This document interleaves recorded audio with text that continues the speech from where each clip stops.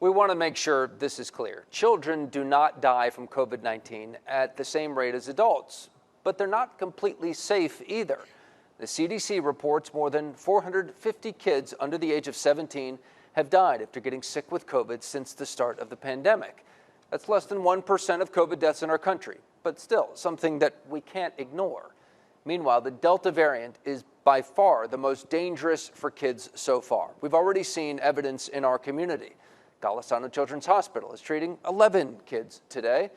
Before this point in the pandemic, doctors tell us they've never treated more than 2 kids in a day. Now, kids can also spread the virus, especially this Delta variant. So even if they'll be fine, my kids and your kids, they could bring the virus home and infect someone else who would have a much harder time fighting it off.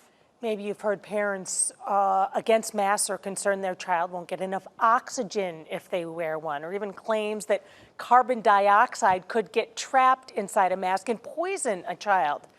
Doctors say there is no way either of those things could happen. A molecule of COVID-19 virus is 300 times larger than a molecule of oxygen. So let me put it this way. If COVID-19 were the size of a basketball, an oxygen molecule would be about half the size of a pinhead. CO2 molecule is almost exactly the same size as oxygen. So masks allow those small oxygen molecules in, those are the pins, but the big droplets that contain COVID are blocked. Those are the basketballs. Until vaccines are approved for kids younger than 12, wearing a mask is the easiest and best way to keep children safe.